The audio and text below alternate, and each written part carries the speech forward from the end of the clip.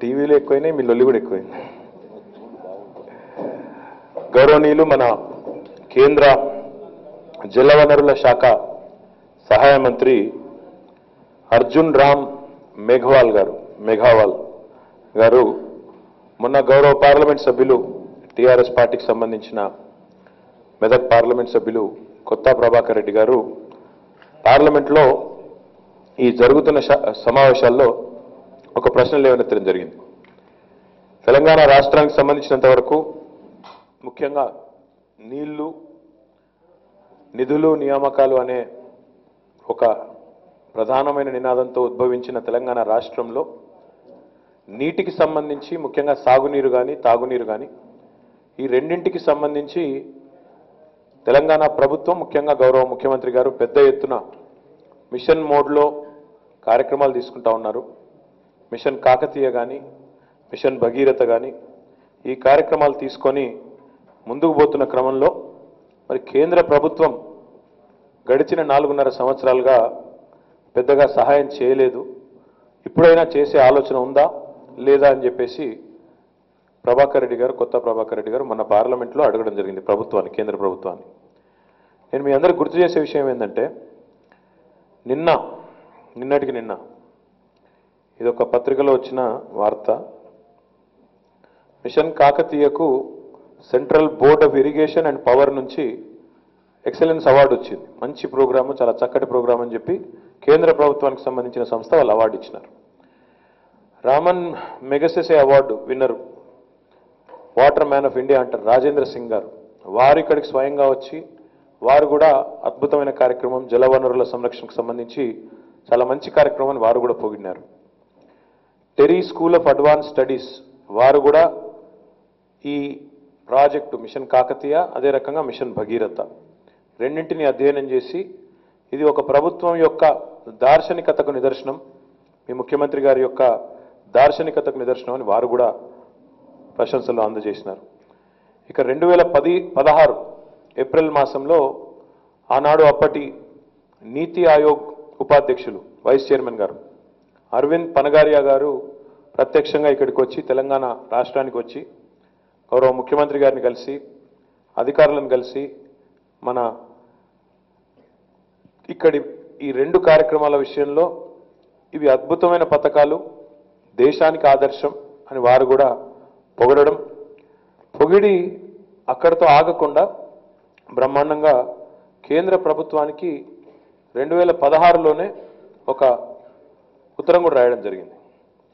ఉత్తరం రాసి అందులో ఏం చెప్పినారంటే మిషన్ భగీరథ కార్యక్రమానికి సంబంధించి 19,205 కోట్ల రూపాయలు కేంద్ర ప్రభుత్వం సహాయం చేస్తే చాలా బాగుంటుంది. ఎందుకంటే మొత్తం 50,000 కోట్ల పైచిలకు రూపాయలతో రాష్ట్ర ప్రభుత్వం చేపట్టిన ఈ ప్రతిష్టాత్మకమైన కార్యక్రమానికి కేంద్రం దన్నుగా నిలబడాలని చెప్పి ఆయన కూడా అరవింద్ పనగారియా గారు మిషన్ భగీరథకు 19,205 కోట్లు, అదే రకంగా మిషన్ కాకతీయ కోసం ఒక 5,000 కోట్లు, అంటే రెండింటికి కలిపి 24,000 కోట్ల రూపాయలు అందజేయాలని చెప్పి ఒక సిఫారసు చేస్తూ నీతి ఆయోగ్ నుంచి స్పష్టమైన ఒక సిఫారసును కేంద్ర ప్రభుత్వానికి పంపించారు.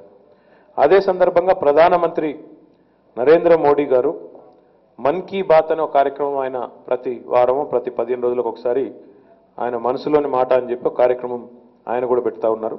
ఆల్ ఇండియా రేడియోలో ఆయన కూడా ప్రస్తావించినారు. మిషన్ భగీరథ మంచి కార్యక్రమం, ఇంటింటికి నీళ్ళు ఇచ్చే కార్యక్రమం చాలా చక్కటి కార్యక్రమం, దేశానికి అనుసరణీయం అని చెప్పి వారు కూడా అన్నారు. దాంతోపాటు పశ్చిమ బెంగాల్, బీహారు, మహారాష్ట్ర, తమిళనాడు, మధ్యప్రదేశ్, కర్ణాటక, ఒరిస్సా, ఉత్తరప్రదేశ్ ఈ రాష్ట్రాలన్నీ మిషన్ భగీరథ ప్రాజెక్టును అధ్యయనం చేస్తూ ఉన్నాయి. ఆ రాష్ట్రాల అధికారులు, మంత్రులు, అక్కడి పెద్దలందరూ కూడా వారు కూడా వచ్చి అధ్యయనం చేస్తూ ఉన్నారు. ఢిల్లీలో ఈ మధ్యన జరిగిన జాతీయ గ్రామీణ మంచినీటి వార్షిక ప్రణాళిక సమావేశంలో మిషన్ భగీరథ మీద విస్తృతమైన చర్చ జరిగింది. అందులో కూడా మళ్ళీ కేంద్ర ప్రభుత్వం ఈ పథకం నమూనా ఏదైతే ఉన్నదో ఆచరణాత్మకంగా ఉంది, ప్రాక్టికల్గా ఉంది, దీన్ని కూడా అధ్యయనం చేయాలని చెప్పి అన్ని రాష్ట్రాలకి సిఫారసు చేస్తూ ఉత్తరం కూడా పంపినారు. ఇక హడ్కో వాళ్ళు 2 సార్లు అవార్డు ఇచ్చారు మిషన్ భగీరథకు. అదే రకంగా స్కాచ్ అవార్డులు కూడా చాలా వచ్చినాయి, 3 అవార్డులు వచ్చినాయి. ఈ రకంగా అవార్డులు, ప్రశంసలు కేంద్ర ప్రభుత్వంలోని పెద్దలు, నీతి ఆయోగ్ లాంటి సంస్థలు, water man of India, Nobel prize winner Kailash Satyarthi గారు, ఇట్లా ఎంతోమంది మహానుభావులు వీళ్ళందరూ పొగిడి చివరికి మిషన్ భగీరథ మొదటి దశ ప్రారంభోత్సవం కూడా గజ్వేల్లో స్వయంగా ముఖ్యమంత్రి గారి ఆహ్వానం మేరకు ప్రధానమంత్రి గారే వచ్చి ప్రారంభించిన విషయం కూడా మీకు తెలుసు.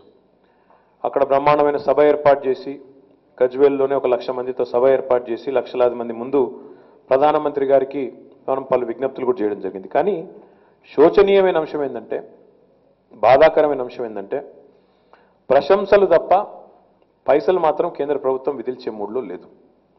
మీరు ఈ అర్జున్ రామ్ మేఘవాల్ అనే మంత్రి గారు చాలా స్పష్టంగా కుండబద్దలు కొట్టినట్టు చెప్పినారు. నీతి ఆయోగ్ సిఫారసు చేసిన మాట వాస్తవమే. మిషన్ కాకతీయకు 5,000 కోట్లు, మిషన్ భగీరథకు 19,000 కోట్లు, మొత్తం వెరసి 24,000 కోట్లు మరి ఇయ్యమని చెప్పిన మాట వాస్తవమే. కానీ ఈ ప్రతిపాదనను మేము తిరస్కరించినామని చెప్పి కేంద్ర ప్రభుత్వ పక్షాన వారు కుండబద్దలు కొట్టినట్టు చెప్పడం జరిగింది. ఇక్కడ శోచనీయమైన విషయం ఏంటంటే, కేవలం తమ ఉనికి లేదని, భారతీయ జనతా పార్టీ అనే పార్టీకి ఇక్కడ ఉనికి లేదని, ఇక్కడ వారికి రాజకీయంగా అవకాశం లేదని, చిల్లరమల్లర రాజకీయ బుద్ధితో, రాజకీయ దురుద్దేశంతో కేంద్ర ప్రభుత్వం ఈరోజు నిర్వహిస్తున్న ఈ పక్షపాత వైఖరిని మేము తీవ్రంగా ఖండిస్తూ ఉన్నాం. ముఖ్యంగా భారతీయ జనతా పార్టీ వ్యవహారాన్ని, కేంద్ర ప్రభుత్వ వ్యవహారాన్ని తీవ్రంగా తెలంగాణ ప్రజల పక్షాన తీవ్రంగా నిరసన చెప్తా ఉన్నాం. మొన్న మహారాష్ట్ర ఎక్కడైతే భారతీయ జనతా పార్టీ ప్రభుత్వం ఉన్నదో అక్కడ సాగునీటి ప్రాజెక్టుల విషయంలో అక్కడి ముఖ్యమంత్రి గారు ఒక విజ్ఞప్తి చేసినారు, మాకు కేంద్ర ప్రభుత్వం సాయం చేయాలని. మనమేమో ఇక్కడ చాలాసార్లు అడిగాం.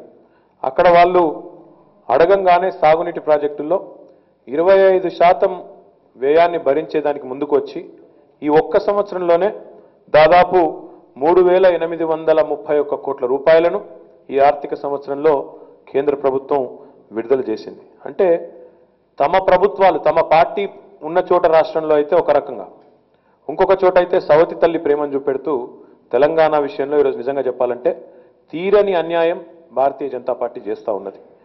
నేను మీ అందరూ గుర్తు చేస్తా ఉన్నా, భారతీయ జనతా పార్టీకి మొన్న జరిగిన శాసనసభ ఎన్నికల్లో కూడా దారుణమైన పరాభవం జరిగింది. 100 పైచిలుకు స్థానాల్లో డిపాజిట్లు భారతీయ జనతా పార్టీ కోల్పోతుంది అని మేము ఏదైతే చెప్పినామో ప్రజలు నిజంగానే ఇట్లాంటి వ్యవహారం వల్లనే, ఇట్లా చండాలమైన వ్యవహారం, ఎందుకంటే రాష్ట్రాలన్నింటినీ దేశం మొత్తాన్ని ఒకటే రకంగా చూడాలన్న సోయి లేకుండా నీతి ఆయోగ్ సిఫారసు చేసిన, తెలంగాణ ప్రభుత్వం పలుమార్లు విజ్ఞప్తులు చేసిన, గౌరవ ముఖ్యమంత్రి గారు స్వయంగా కనీసం ఒక 10ల సంఖ్యలో విజ్ఞప్తి చేసిన, భారత ప్రధానమంత్రికి విజ్ఞప్తి చేసిన పట్టించుకోకుండా ఉన్నందుకే, ఈ రకమైన పక్షపాత వైఖరిని ప్రదర్శించినందుకే, తెలంగాణ పైన సవతి తల్లి ప్రేమను కనబరిచినందుకే మొన్న మేము 100 స్థానాలు అనుకుంటే 103 స్థానాల్లో డిపాజిట్లు గల్లంతు చేసి అఖండమైన తీర్పును తెలంగాణ ప్రజలు ఇవ్వడం జరిగింది. నేను భారతీయ జనతా పార్టీ మిత్రులను ఈ సందర్భంగా వారికి వినయంతో కూడిన వినయపూర్వకమైన ఒక తెలంగాణ ప్రజల పక్షాన ఒక హెచ్చరిక కూడా చేస్తా ఉన్నాం. మీరు ఇదే రకమైన పక్షపాత వైఖరిని అవలంబిస్తే, కొనసాగిస్తే తప్పకుండా 17 పార్లమెంట్ స్థానాల్లో కూడా రేపు మళ్ళీ మీరు మీ డిపాజిట్లు గల్లంత అవుతాయి. ఎందుకంటే ఇంకా కూడా బుద్ధి రాకపోతే, ప్రజలు బుద్ధి చెప్పిన తర్వాత కూడా, ఇంతటి తీర్పు ఇచ్చి మీ వ్యవహారం బాగలేదని చెప్పిన తర్వాత కూడా మీరు ఇంకా కూడా మీ మొండి నిద్ర నుండి మెలుకోకపోతే మీరు మళ్ళీ ఒక్కసారి ప్రజల చేతుల్లో పరాభవానికి గురిగాక తప్పదని చెప్పి కూడా వారికి నేను హెచ్చరిస్తా ఉన్నాను. దాంతోపాటు ఒకటి కాదు చెప్తూ పోతే బోలెడు అంశాలు ఉన్నాయి. మిషన్ కాకతీయకు డబ్బులు ఇవ్వలేదు, చిన్న నీటి వనరులు అన్నారు, ఆర్ఆర్ఆర్ అన్నారు, దాన్ని పక్కన పెట్టినారు. అదే రకంగా మిషన్ భగీరథ ఇంత అద్భుతమైన కార్యక్రమాన్ని వారే పొగుడతారు, నోరుతో నవ్వుతారు, నొసలతో ఎక్కిరిస్తారన్నట్టు పొగడతలు వారు, ప్రశంసలు ఇస్తారు, పైసలు మాత్రం ఇవ్వరు.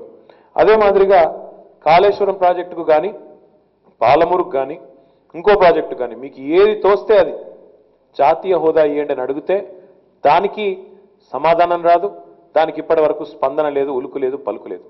స్వయంగా ముఖ్యమంత్రి గారు మిషన్ భగీరథ మొదటి దశ ప్రారంభోత్సవంలో ప్రధానమంత్రి గారు విచ్చేసినప్పుడు ఆ వేదిక ద్వారానే అడిగినారు, మీకు ఏ ప్రాజెక్టుకి ఇవ్వాలనుకుంటే ఆ ప్రాజెక్టుకి ఇవ్వండి. తెలంగాణ సాగునీటి రంగంలో చాలా అన్యాయానికి గురైంది. కాబట్టి మీరు వెంటనే ఈ విషయంలో స్పందించండి. ఒక జాతీయ హోదా ఒకటైన ప్రాజెక్టుకి ఇవ్వండి అంటే దానికి ఇప్పటి వరకు ఉలుకు లేదు, పలుకు లేదు, స్పందన లేదు. మాకు రావాల్సిన బకాయిలు కేంద్రం నుంచి వాటి విషయంలో స్పందన ఉండదు. కాంపా నిధులు కానీ, సిఎస్టీ బకాయిలు కానీ, జిఎస్టీ బకాయిలు కానీ అందులో అంతులేని జాప్యం, అక్కడ నిధులు రావు. అదే రకంగా ఇక విభజన చట్టం విషయానికి వస్తే 1-2 కాదు. మనకింతవరకు ఐటీఐఆర్ విషయంలో ముఖ్యమంత్రి గారు ఒకసారి గారు 10 సార్లు కలిసినా స్పందన లేదు. బయ్యార ముక్కు ఫ్యాక్టరీ విషయంలో మాటలు తప్ప కార్యాచరణ లేదు. గిరిజన యూనివర్సిటీ కానీ, కాజీపేట వ్యాగన్ ఫ్యాక్టరీ కానీ ఏ ఒక్క విషయంలో ఇప్పటి వరకు స్పందన లేదు. ఇంకా చెప్పాలంటే గడిచిన 4.5 సంవత్సరాల్లో వారు బాధ్యతను విస్మరించినా మేము బాధ్యతగా వ్యవహారం చేసినాం. ఆశా వర్కర్లు, అంగన్వాడీ వర్కర్లు వీరందరికీ కేంద్ర ప్రభుత్వం నిధుల కేటాయింపులు తగ్గిస్తే రాష్ట్ర ప్రభుత్వం తన మీద భారాన్ని వేసుకొని పెంచింది, వారిని కాపాడుకున్నది. అందుకే నేను మళ్ళీ ఒక్కసారి విజ్ఞప్తి చేస్తా ఉన్నా. మీకు పోయినసారి ఒక్క సీట్ వచ్చింది భారతీయ జనతా పార్టీకి పార్లమెంట్లో సికింద్రాబాద్. ఈసారి ఆ సీటు కూడా వచ్చే పరిస్థితి లేదు. శాసనసభలో 5 ఉండేది, 1 అయింది. పార్లమెంట్లో 1 గెలిచినారు పోయినసారి. ఈసారి ఆ 1 కూడా రాకుండా మొత్తం 17 స్థానాల్లో డిపాజిట్లు గలంతయ్యే పరిస్థితి తెచ్చుకుంటా ఉన్నారు. పనిచేసే ప్రభుత్వాలకు, పనిచేసే రాష్ట్రాలకు, పనిచేసే ముఖ్యమంత్రులకు ప్రజలు పట్టం కడతా ఉన్నారు. మళ్ళీ గెలిపించారు. కానీ కేంద్ర ప్రభుత్వం మాత్రం ఇంకా కూడా దుర్మార్గంగా, అప్రజాస్వామికంగా తమ ప్రభుత్వాలు, తమ పార్టీ ప్రభుత్వాలు ఉంటే ఒక రకంగా, తమ పార్టీని ప్రజలు ఆదరించకపోతే ఇంకో రకంగా అన్నట్టు చాలా దుర్మార్గంగా వ్యవహారం చేస్తూ ఉన్నది. ఇది అప్రజాస్వామికం, ఇది మంచిది కాదు. కేంద్ర ప్రభుత్వం, ముఖ్యంగా భారతీయ జనతా పార్టీ పెద్దలు ఇకనైనా మేల్కొని, ఎందుకు మిమ్మల్ని ఆదరించలేదని ఆత్మవిమర్శ చేసుకొని, ప్రజలు ఎందుకు మీ డిపాజిట్లు గల్లంతు చేస్తున్నారో ఆత్మవిమర్శ చేసుకొని ఇకనైనా మేల్కొంటే వారికి ఏమన్నా ప్రజల్లో కొంత డిపాజిట్లన్నా దక్కే పరిస్థితి ఉంటుంది. కాబట్టి దయచేసి కేంద్ర ప్రభుత్వ పెద్దలకు మా పార్టీ పక్షాన నేను విజ్ఞప్తి చేస్తూ ఉన్నాను. ఈ రకమైన వ్యవహారం వల్ల మీరే ప్రజల్లో అబాస్ పాలవుతారు, మీరే చిన్నగా అవుతారు. మాకు పోయేదేం లేదు. ఎప్పటికప్పుడు ప్రజల పక్షాన నిలబడేదానికి టీఆర్ఎస్ ప్రభుత్వం కానీ, టీఆర్ఎస్ పార్టీ కానీ ఎల్లవేళలా మా ప్రయత్నాలు మేము కొనసాగిస్తూనే ఉంటాం. మీరు మేలుకొని సవ్యమైన దారిలో నడిస్తే మంచిది, లేని పక్షంలో మరింత దారుణమైన పరాభవానికి మీరు గురిగాక తప్పదని చెప్పి కూడా వారిని హెచ్చరిస్తూ ఇకనైనా పద్ధతి సవరించుకోవాలని చెప్పి కూడా మీ ద్వారా వారికి విజ్ఞప్తి చేస్తూ, మళ్ళీ ఈ విషయాలపైన కూడా తప్పకుండా ప్రభుత్వ పరంగా కూడా మేము కూడా మా ప్రభుత్వాన్ని కూడా కోరుతాం. ప్రభుత్వ పరంగా కూడా ఒత్తిడి పెంచాలని చెప్పి మా పార్లమెంట్ సభ్యులకు కూడా పార్లమెంట్ జరుగుతున్న సందర్భంగా విజ్ఞప్తి చేస్తాం. కానీ పత్రికాముఖంగా కూడా ఈ విషయాలు ప్రజలకు కూడా చెప్పాల్సిన అవసరం ఉంది. అందుకే మీ ద్వారా ప్రజలకు కూడా భారతీయ జనతా పార్టీ వ్యవహారాన్ని, వారి నిర్వాకాన్ని, వారి పక్షపాత వైఖరిని మా పార్టీ కూడా నిరసిస్తూ ఉంది. తెలంగాణ ప్రజలకు జరుగుతున్న ఈ అన్యాయాన్ని తప్పకుండా అన్ని వేదికలపైన, పార్లమెంట్ కానీ, ప్రభుత్వ వేదికలు కానీ అన్నిటిపైన ఎండగడతామని చెప్పి కూడా తెలియజేస్తూ ధన్యవాదాలు.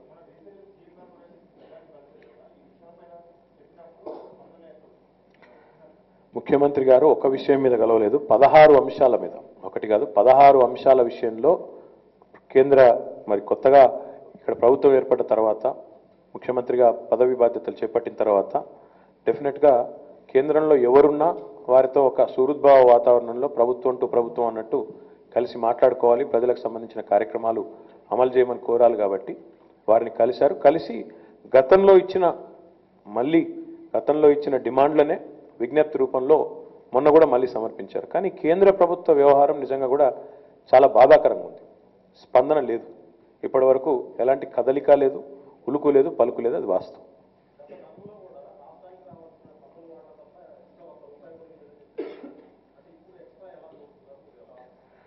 ఎక్స్ట్రా మేము కోరడం లేదు బ్రదర్. ఫస్ట్ ఆఫ్ ఆల్ మీరు గుర్తుపెట్టుకోవాల్సింది ఏంటంటే, కేంద్ర ప్రభుత్వ విచక్షణతో ఇచ్చే నిధులు, కేంద్ర ప్రభుత్వం తన విచక్షణతో చేపట్టదలుచుకున్న ప్రాజెక్టులు కొన్ని ఉంటాయి. ఇప్పుడే నేను చెప్పాను మహారాష్ట్ర ఉదాహరణ. మహారాష్ట్రలో అక్కడి ప్రభుత్వం కోరంగానే వెంటనే స్పందించి వారు అక్కడ సాగునీటి ప్రాజెక్టులో 25% వాటాను మేము భరిస్తాం. ఎందుకంటే జలవనరుల మంత్రి నితిన్ గడ్కరీ మహారాష్ట్ర, అక్కడ ఉన్నది భారతీయ జనతా పార్టీ ప్రభుత్వం. కాబట్టి రేపు 4 ఓట్లు పడతాయేమో అన్న ఆశతో అక్కడ పక్షపాత వైఖరితో వారు అడగంగానే, పెద్ద రాష్ట్రం అయినప్పటికీ, ఆర్థికంగా మంచి సంపన్న రాష్ట్రం అయినప్పటికీ వెంటనే స్పందించి వారికి అదనంగా డబ్బులు ఇచ్చారు. ఒక విడతలోనే మొన్న 3,831 కోట్లు విడుదల చేశారు. అదే రకంగా కొన్ని రాష్ట్రాల్లో జాతీయ ప్రాజెక్ట్ హోదా ఇచ్చారు. ఉదాహరణకి ఇప్పుడు ఆంధ్రప్రదేశ్లో పోలవరానికి 90% నిధులు కేంద్రం నుంచి వస్తూ ఉన్నాయి. మరి తెలంగాణలో కాళేశ్వరానికి మొన్న ఆరోపణలు చేసిపోయినారు కాంగ్రెస్ పార్టీ పెద్దలు ఇంకా ఇతరులు, నోటికి వచ్చినట్టు మాట్లాడిపోయినారు. 80,000 కోట్లు అన్నారు, 1,00,000 కోట్లు అన్నారు. పాపం వాళ్ళకి లెక్కలు తెలియదు. విషయం ఏంటంటే ఇంత పెద్ద ఎత్తున ప్రాజెక్టులు కడుతున్నప్పుడు దశాబ్దాల పాటు సాగునీటి రంగంలో వివక్షకు గురైన తెలంగాణకు అండగా నిలబడాల్సిన కేంద్ర ప్రభుత్వం ఈ రకమైన వ్యవహారం చేయడం, అందులో నీతి ఆయోగ్ సిఫారసు కూడా చేసింది. నీతి ఆయోగ్ సిఫారసు చేయలేదు, మేమేదో మా పార్టీకి మేము ఆడుతున్నాం అన్నది కూడా కాదు. నీతి ఆయోగ్ సిఫారసు చేసినా పట్టించుకోలేదు, బుట్ట దాఖలు చేసినారు. స్వయంగా మా ముఖ్యమంత్రి గారు ప్రజల సమక్షంలో డిమాండ్ చేసినా, పలు దఫాలు కలిసినప్పుడు విజ్ఞప్తి చేసినా పట్టించుకోలేదు. కాబట్టే మొన్న 103 స్థానాల్లో డిపాజిట్లు పోయినాయి. మళ్ళీ ఇదే వైఖరిని కొనసాగిస్తా ఉన్నారు. ఇప్పుడైనా బుద్ధి తెచ్చుకోండి అని విజ్ఞప్తి చేస్తాం.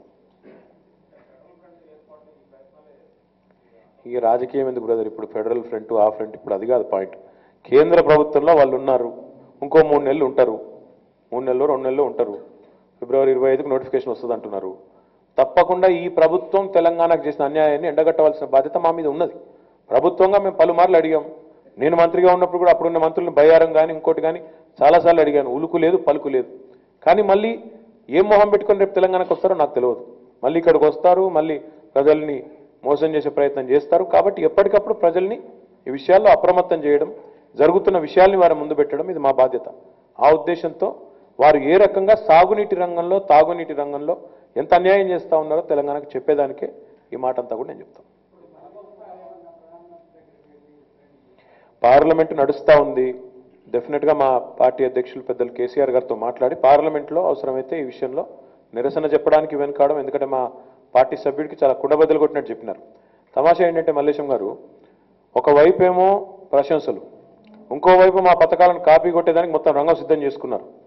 రైతు బంధు కాపీ కొట్టేదానికి కొద్దిగా పేరు మార్చి దాని నుంచి క్రెడిట్ పొందేదానికి, రేపు ఎలక్షన్లలో లబ్ధి పొందేదానికి తాపత్రయపడుతున్నారు. కానీ ఏ తెలంగాణ నుంచి అయితే ఈ పథకాలు వచ్చినాయో, ఏ తెలంగాణ ప్రభుత్వం అయితే ప్రతిష్టాత్మకంగా ఈ కార్యక్రమాలు చేస్తూ ఉందో ఆ తెలంగాణకు ఊతంగా నిలబడాలి, అండనివ్వాలి అనే ఆలోచన మాత్రం లేకపోవడం దురదృష్టకరం. అది మంచి పద్ధతి కాదు. ఒకటి ప్రజాస్వామ్యంలో ఆయన మొత్తం బీజేపీకే ప్రధానమంత్రి, దేశానికి ప్రధానమంత్రి కాదా? బీజేపీ పాలిత రాష్ట్రాలకే ప్రధానమంత్రి. కాబట్టి ఈ రకమైన వ్యవహారం అనేది అప్రజాస్వామికం, మంచిది కాదనేది మా భావం.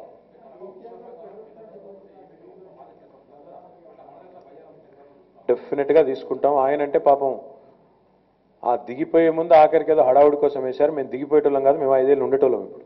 కాబట్టి మేమే కడతాం, మీకేం ఆందోళన వద్దు. ఆయన ఇలాగ ఆదరాబాదరగా శంకుస్థాపనలు చేసి ప్రజల్ని మోసం చేసే ఆలోచనలు మాకు లేవు. కేంద్రం ఇవ్వను అని తేల్చనివ్వండి, మా పని మేము మొదలు పెడతాం. ఇదివరకే మా ముఖ్యమంత్రి గారు శాసనసభలో కమిట్మెంట్ ఇచ్చున్నారు. కేంద్రం చేసినా చేయకపోయినా అక్కడ ఉక్కు కర్మాగారం నిర్మాణం చేస్తాము, అవసరమైతే సింగరేణి ఆ బాధ్యత తీసుకుంటుందని మా ముఖ్యమంత్రి గారు స్వయంగా ఆన్ రికార్డ్ శాసనసభలో చెప్పారు. కాబట్టి మాకు ఆయనలాగా ఆదరాబాదరాగా రాళ్ళేసి ప్రజల నెత్తిలో టోపీలు పెట్టే ఆలోచనలు మాకు లేవు. మేము పద్ధతి ప్రకారం సవ్యంగా ప్రణాళికబద్ధంగా పనిచేసే ప్రభుత్వం. వారి మాదిరిగా ప్రజల్ని మోసం చేయడం మాకు అలవాట్లేదు. ప్రధానమంత్రి గారు ఆ మాట అన్న విషయం నాకు తెలియదు.